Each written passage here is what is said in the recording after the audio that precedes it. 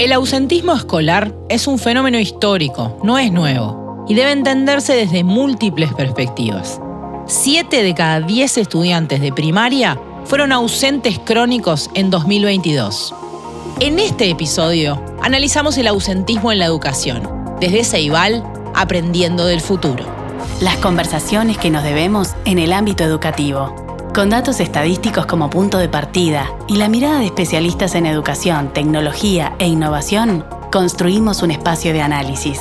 Aprendiendo del futuro. Un podcast de Ceibal. Sumate a reflexionar.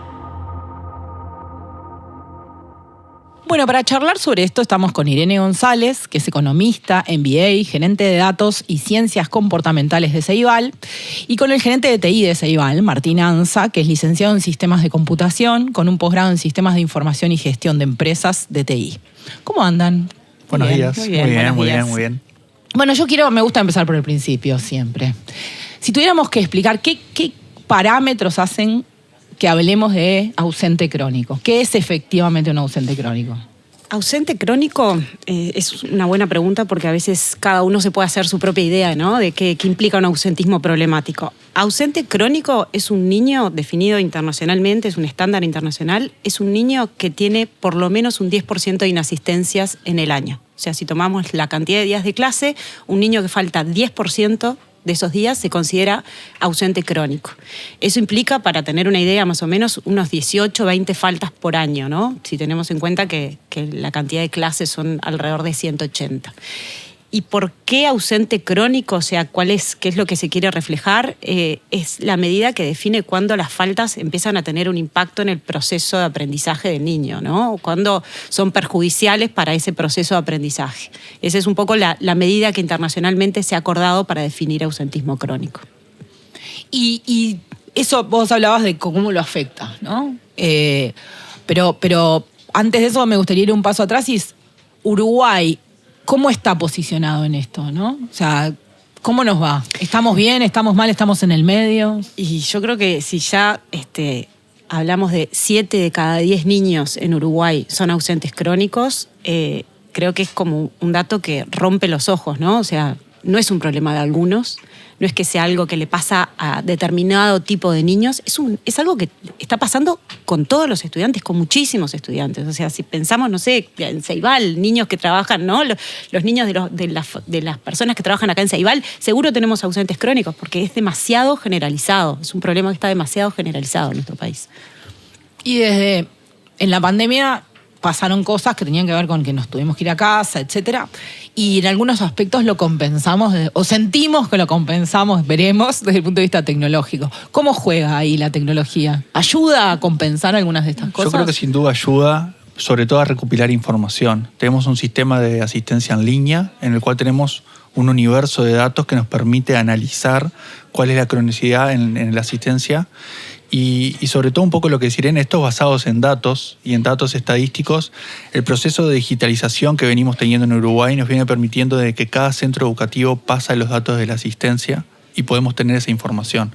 Este análisis que está haciendo Irene, que estamos haciendo en Ceibal, es basado en información certera y real. ¿Y podemos encontrar, por ejemplo, patrones o cosas que nos ayuden como a trabajar en si hay características comunes o si hay maneras de prevenirlo? Sí, sin duda tenemos grandes volúmenes de datos que nos permite conocer desde el estudiante, el centro educativo, los docentes, inclusive las familias, y poder analizar esa información. Capaz que Irene quiere ampliar un poco. Yo creo que lo interesante, o sea, nosotros desde el equipo cuando empezamos a trabajar en esto fue como empezar a combinar lo que decían los datos con lo que decían las personas. Creo que ahí empezamos a entender realmente dónde o un poco cómo se daba, cuál era el contexto de este problema. Como decía Martín, la cantidad de datos que tenemos es impresionante. Trabajamos mucho con ANEP, procesando esos datos, tratando de encontrar patrones. Y empezamos a ver que muchas veces el discurso de las personas con las que hablábamos no coincidía con la realidad de esos datos. Nos llamó la atención porque nosotros cuando empezamos a ver dijimos esto tiene que estar en la agenda en el primer lugar, es un problema gravísimo, todo el mundo tiene que ser súper consciente de esto, los padres tienen que saber que sus hijos están faltando un montón, las autoridades tienen que saber, y sin embargo, sí, por supuesto que estaba presente, pero no con esta magnitud, sino que se lo tendía como a dejar como es un problema de algunos niños que tienen problemas muy graves, ¿no? Y que son casos muy crónicos, pero el resto En primaria más o menos, por ejemplo, cuando hablamos de primaria, ¿no? En primaria más o menos van a clase. No es un problema tan importante. Y eso no es lo que nos decían los datos. Entonces, en términos generales y en términos de la percepción de la propia familia, por ejemplo, mi hijo no es un ausente crónico, o no falta tanto, o no es tan así. Y sin embargo, con datos crudos pudimos demostrarlo, no solo a nivel unitario, sino en general, esos patrones de comportamiento. Exacto, nos pasó, sin ir más lejos, en verano, estábamos en la escuela de verano que organiza Ceibal, en un taller, y con el equipo habíamos organizado una dinámica en mesas donde los poníamos a hablar sobre un caso de ausentismo, ¿no? Y en las mesas había directores de escuelas de primaria y algunos de secundaria también. Y cuando llegamos a una mesa, una directora dijo, bueno, acá elegimos trabajar el ausentismo en educación media porque en primaria esto no es un problema demasiado grande. Entonces empezamos a juntar y decimos, es raro, ¿no? 7 de cada 10, si esto no es un problema, acá está pasando algo. Y bueno, y ahí fue donde nos empezamos a meter a bucear en mucho de lo que traía Martín en los sistemas de información, cómo se muestran las faltas, qué es lo que ven los docentes, los padres cuando quieren informarse sobre las faltas, y después también desarrollando conversaciones bastante profundas con las familias para entender cómo veían ellos este fenómeno. Porque yo iba a preguntar eso que traía Martín, ¿no? ¿La familia percibe eso y percibe el impacto que eso eventualmente tiene en el proceso de aprendizaje de ese niño o niña? Hay como 2 niveles en eso, ¿no? En un primer nivel hicimos muchas entrevistas con familias. En un primer nivel prácticamente nadie te va a decir que la educación no importa, que ir a clases no importa. O sea, ahí hay un consenso. Todos lo decimos, sí, claro que importa, es importante ir a la escuela, es importante no faltar. El tema es que cuando uno empieza como a repreguntar, decir, bueno, ¿y cuánto está bien faltar? ¿Cuántas faltas son problemáticas? ¿Cuánto falta tu hijo o tu hija? ¿No? Y ahí ya...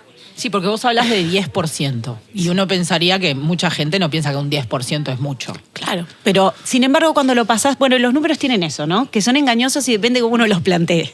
10% capaz que te suena que no es mucho, pero yo te digo, faltar 20 veces en el año, ahí la mayoría de los padres nos decían, no, sí, eso es mucho.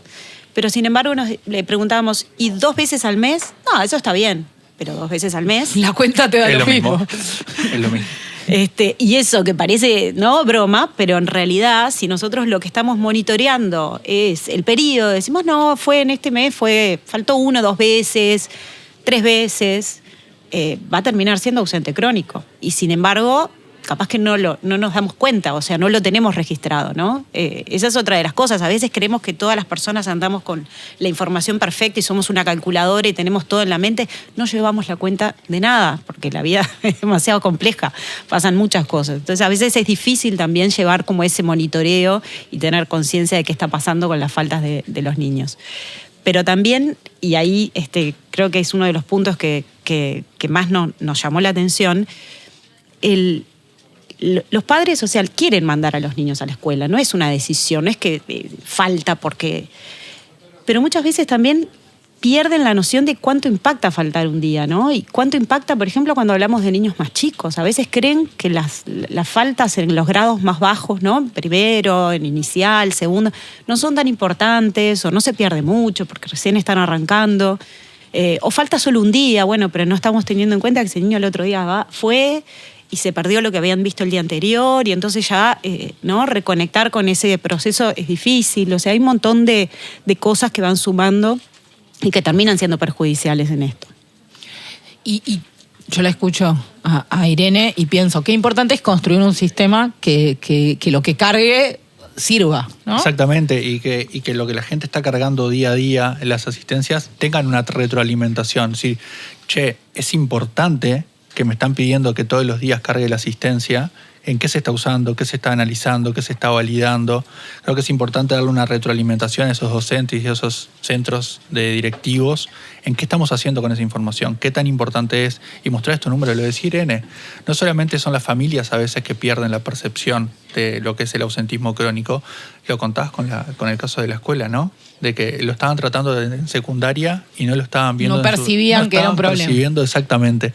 Entonces creo que es muy importante el uso de la información y poder nosotros volcar esa información hacia los propios usuarios del día a día. Y ahora que hablábamos de eso, ¿no? De los docentes, ¿cuánto impacta eso en los aprendizajes? Esto del síndrome del banco vacío. ¿Cuánto impacta en el aprendizaje del niño que no va y del resto del grupo y del proceso de una clase? Y es un montón, es un montón. Cuando empezás a jugar con los números, ¿no? Y a ver qué significa ser ausente crónico, qué significa perderse el 10% de los días de clase, ¿no? Y ese 7 de cada 10 que hablábamos. Nosotros miramos los datos en 2022 y el promedio de faltas era de 29. 29 promedio, ¿no? O sea, niños que muchísimo más y algunos muchísimo menos. Una clase, ¿no? Si llevamos eso y nos imaginamos cómo es el día a día de un docente que tiene niños que entran y salen permanentemente, ¿no? Porque para tener 29 días de falta en promedio, o sea, las clases tienen... Es difícil, porque vos tenés que estar manejando que este niño que se perdió, cómo hago el repaso de los temas que vimos la clase anterior, cómo voy llevando. O sea, hay un tema de ineficiencia, si se quiere, de no poder ir avanzando. Obviamente que no es que uno avance al mismo ritmo con todos los niños, ya lo sabemos. O sea, no me voy a meter temas pedagógicos de diferenciación y demás, pero por lo menos contar con que uno va llevando una clase que participa, que viene regularmente. Si tenés esos agujeros permanentemente... Hay que hacer todo el tiempo como un catch-up, ¿no? Es un catch-up permanente, exactamente. Y no con 1 o 2, como se piensa a veces que hay 1 o 2 inasistentes crónicos, sino como dice Irene, la rotación de la propia clase que van faltando, ¿no? Claro, tal cual. Capaz que está bueno, Martín, también que cuentes un poco el tema de las alertas, ¿no? Porque esta es otra de las cosas que hablamos, cómo están las alertas diseñadas para... Yo te iba a preguntar eso, si vos notás que tener esos datos modifica el trabajo de los docentes, ¿no? Si miran y algo cambió, ¿no? Sí, tenemos diferentes sistemas de información que generan alertas. En el caso de URI, por ejemplo, tenemos una alerta a los 3 días, pero el tema es cuando hay faltas salpicadas que las familias no lo pueden detectar. Generalmente si no son seguidas, digamos. Las faltas no se dan seguidas en general, salvo que un niño esté enfermo o se tenga que ausentar de manera un poquito más crónica. Esa cronicidad se da desde días salpicados. Entonces es importante que desde la recopilación de la información nosotros podamos brindarle información mensualizada o bimestral de cómo vienen siendo esas inasistencias. ¿Y ustedes reciben devoluciones de los docentes desde que trabajan en estos sistemas? ¿En cuánto los ayuda en el proceso tener estos datos que antes no tenían? Sí, sin duda, hemos entregado mucha cantidad de datos, tenemos un proyecto que estamos formando, ahora Irene nos puede contar un poco más, en donde tenemos grupos control y grupos donde estamos haciendo la actividad y le estamos brindando la información a los diferentes niveles, desde el alumnado, la familia, los docentes. Una cosa que nos pasa es que a veces estamos tan metidos en la realidad que nos cuesta ver el capital acumulado por Uruguay, ¿no? Nosotros recibimos acá en Ceibal muchas veces gente que viene del exterior, delegaciones, ¿no? Ministerios de Educación de otras partes, y la verdad cuando nos empiezan a preguntar, y ¿no? El otro día nos decían en una delegación que vino de Brasil, nos decían, ¿pero acá en Uruguay se pasa la lista digital todos los días? Sí, se pasa la lista digital todos los días. Nosotros podemos tener información de asistencias, inasistencias en tiempo real prácticamente. Eso ya empezás a construir sobre una base este sistema, esta alerta que mencionaba Martín. O sea, tenés una alerta que se dispara automáticamente y el centro educativo sabe cuando un niño se ausenta 3 veces, el protocolo y los pasos a seguir para poder abordar ese problema. O sea, hay un montón hecho. Yo creo que lo que estamos viendo nosotros, a partir de conversar con las familias y de ver eso, por qué no machea lo que la gente nos dice con lo que vemos en los datos, que hay oportunidades para mejorar cómo esos sistemas muestran la información. Para evitar que las personas por ejemplo, si en URI las familias cuando entran lo que ven es las faltas del bimestre, se están perdiendo o no se destaca demasiado las faltas acumuladas, estamos reforzando esa tendencia a estar mirando... Es un poquito y no pasa nada. Claro. Exacto. Entonces hay un montón para trabajar. La alerta está, y está muy bueno que Uruguay tenga un sistema de alerta y que este tema, ¿no? Que existe un protocolo para abordarlo, capaz que hay que ver cómo esa alerta se puede diseñar para que estos casos de, ¿no? Como decía Martín, las faltas que son salpicadas no pasen por abajo del radar, que sean capturados por esas alertas también. Yo creo que hay algo bueno que decís, Irene, que es nos estamos apalancando en la digitalización que tenemos en Uruguay. Como decía Irene, en Brasil no podían creer que todos los centros educativos, todos los docentes pasasen la lista día a día de forma digital y tuviésemos la información en real time. Eso es un hecho. Ahora, ¿qué estábamos haciendo con esa información? Más allá de las alertas de los 3 días o las alertas del bimestre, necesitábamos hacer algo más. Tenemos un activo digital que muy pocos países tienen. Entonces, es un poco el abordaje de este proyecto de obtener esa información, recopilarla, analizarla y poder brindársela al público objetivo. Un ejemplo es, los docentes, por ejemplo, pueden ver la información de inasistencias de sus estudiantes en Gurí. Ahora, lo que agregamos en este proyecto que mencionaba Martín es que armamos como un chatbot en WhatsApp que le llega una vez al mes un mensaje a los docentes y le damos la lista de los estudiantes que están por encima de ese 10% de inasistencias. Pero cuando fuimos a armar la lista, la dimos vuelta. O sea, en lugar de poner los niños que más faltan arriba, empezamos al revés, o sea, de 10%, pero los que están más cercanos al 10% a los que se van más para arriba. ¿Por qué? Porque sabemos que los primeros casos son los que los docentes tienen clarísimos, porque son los que no vienen o tienen ausencias muy prolongadas. Entonces, si en la primera de la lista empezás a, ya sé. Claro. En cambio, el que está más cerca de la frontera es el que es de el que repente te no llama la atención y decís, ¿cómo ausente crónico? Si yo lo veo y viene. Claro, esa es una de las cosas, por ejemplo, donde uno puede, presentando la información de manera diferente, ayudar a que este fenómeno de invisibilidad se pueda revertir, ¿no? Y que todas las personas, todos los actores que tienen que ver en la asistencia, que pueden contribuir a solucionar este problema, estén mejor informados. Y lo otro que llama la atención, además que como son 7 de cada 10, estamos hablando de realidades que uno al menos asume son muy distintas entre sí. ¿Cuáles son los motivos? ¿Tenemos una idea? ¿Hay motivos comunes de esas ausencias crónicas? Sí, hay un 72% de las inasistencias que son no justificadas. O sea, para empezar, no se trata, el fenómeno no responde exclusivamente a un tema de faltas por enfermedad. Por supuesto que la enfermedad, sobre todo en algunos periodos, es importante, pero no es el factor principal. Cuando hablábamos con las familias y preguntábamos, ¿no?, ¿por qué falta? Lo primero, y es algo que también nos llamó mucho la atención, cuando vos preguntás cuánto faltó, y en esto de la información teníamos la ventaja de que nosotros sabíamos cuánto había faltado el niño el año anterior y le preguntábamos al padre, ¿no?, finalizando el año que hicimos esta encuesta, ¿cuánto faltó tu hijo este año a la escuela o tu hija? Todos. O sea, le erraban todos. Pero, como decimos en economía, el error puede ser aleatorio, ¿no?, algunos para arriba, otros para abajo, o sistemático, que ahí ya es otro el problema. Todos le erraban por menos. Todos por menos. Todos. O sea, todos nos decían que había faltado menos de lo que había faltado. Entonces ahí hay un problema. Eso también, desde las ciencias comportamentales está estudiado. Cuando hay un sesgo de ese calibre, ahí hay un exceso de optimismo por parte de las familias que creen que en realidad lo pudieron manejar mejor de lo que realmente lo manejaron. Y todo eso se potencia de, bueno, si yo cuando voy a ver la información me ayuda como a reforzar, fueron 2, 3 faltas en el bimestre, esto no es mucho, y sigo de largo, son todo perlitas que van como armando este collar que terminamos con 7 de cada 10, que como vos decís, no es un problema de un contexto específico. No es que sean chiquilines todos en situación vulnerable o con problemáticas, como decimos nosotros, barreras estructurales. Muchas veces, o en una parte o una porción de este problema, y son estas faltas. No, bueno, me levanté hoy, se me complicaba llevarlo, o está cansado, ayer se acostó tarde, o que no quiero minimizar. Digo, yo también soy madre, tengo 3 hijos y estoy... tengo bastante enloquecidos de que estoy trabajando con esto, ¿no? Son 7 de cada 10 crónicos y 7 de cada 10 injustificadas. Claro, exactamente. Es un montón. Sí. Es un montón. Sí. Y creo que además entender que a nosotros esta fase, cuando nos dedicamos como mucho tiempo a tratar de entender el problema, hay que ver que no es un problema que tenga una única causa. Porque ¿cuál es la tendencia, no? Uno identifica, la causa es esta, entonces esta es la solución.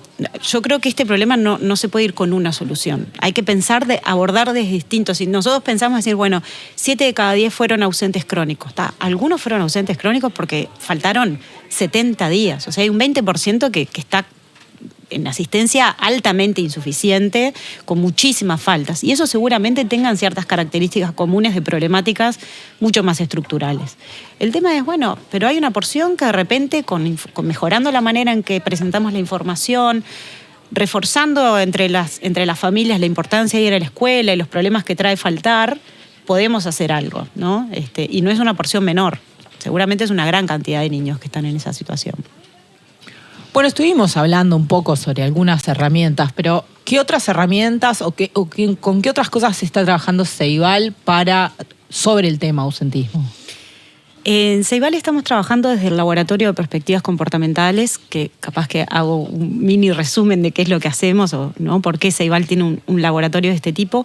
Pero básicamente las ciencias comportamentales, que es como una intersección entre distintas disciplinas, ¿no? Combina parte de psicología con parte de sociología, de economía, y busca entender cómo las personas toman decisiones, ¿no? Entonces, bueno, en este caso, llevado a nuestro tema de ausentismo, bueno, cómo las familias, por ejemplo, deciden sobre la asistencia de sus hijos a clase, cómo los docentes deciden sobre cuándo actuar ante casos de ausentismo, cómo los directores, cómo las autoridades, cómo nosotros, o sea, hay distintas decisiones que tienen que ver con este fenómeno. Entonces, desde el laboratorio, una de las cosas que hicimos, además de esto que fuimos describiendo con Martín, de meternos a entender la información, que en nuestra metodología eso se llama como la fase de exploración, fue pensar en diseñar una solución, ¿no? Es decir, bueno, ¿cómo se puede contribuir a resolver este problema? Y hago énfasis en la palabra contribuir, porque en general soluciones que vienen desde el lado comportamental no apuntan a resolver un problema de manera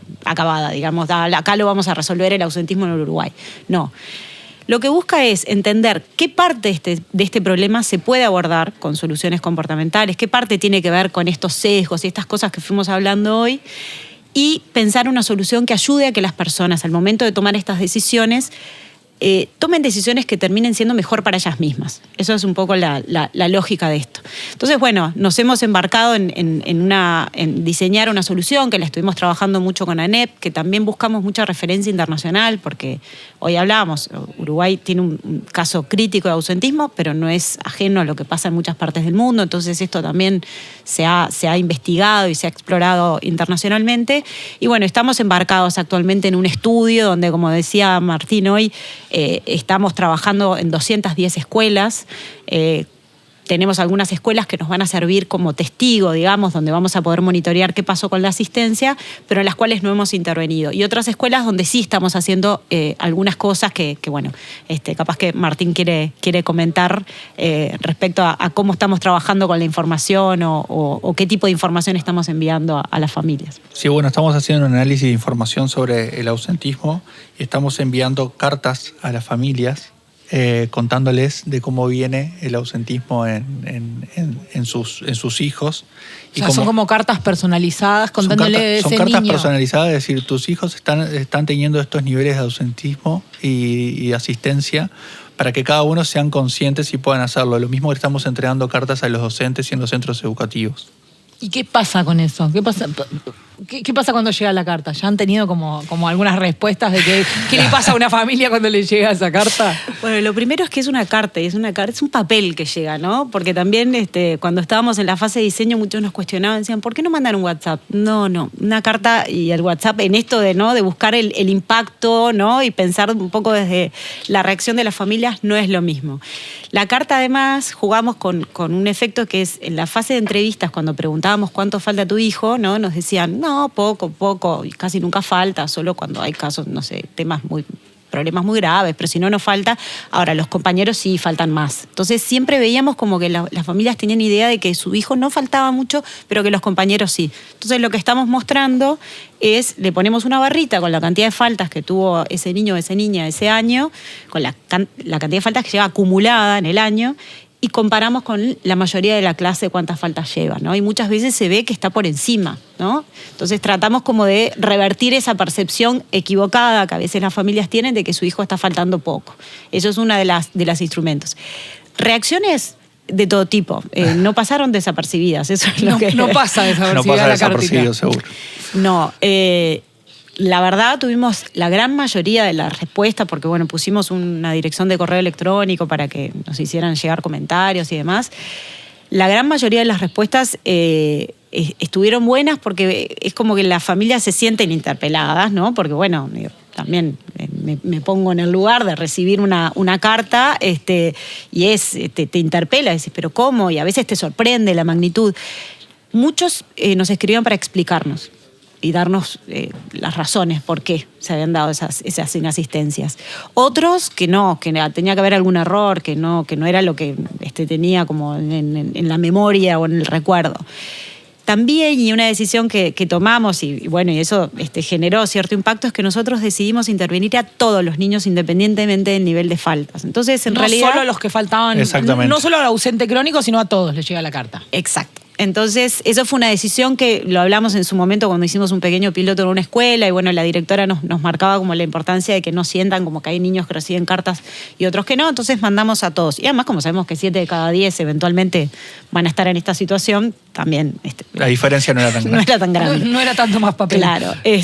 Y bueno, y lo que vimos es que, claro, cuando se trataba de esos 3 de cada 10 que no, había como un cierto, no te voy a decir enojo, porque capaz que no era enojo, pero una cierta como, bueno, me preocupé, pero en realidad yo no hice nada, o sea, mi hijo está yendo... Entonces, bueno, ahí algunos de esos mails también tuvimos como de ciertas molestias, que a veces es difícil que explicar, o sea, qué es lo que está por detrás o, bueno, las decisiones que se toman en el diseño. Pero bueno, son 3 cartas, como decía Martín, ya llevamos enviadas 2, nos queda la tercera ahora en octubre, y además, bueno, agregamos en ese sobre, por ejemplo, un calendario para que se pegaran en la heladera, invitándolos a registrar, ¿no? Que hicieran con los niños, registraran las faltas. Para visibilizarlo más. Buscando eso, ¿no? Bueno, vamos a ir llevando la cuenta.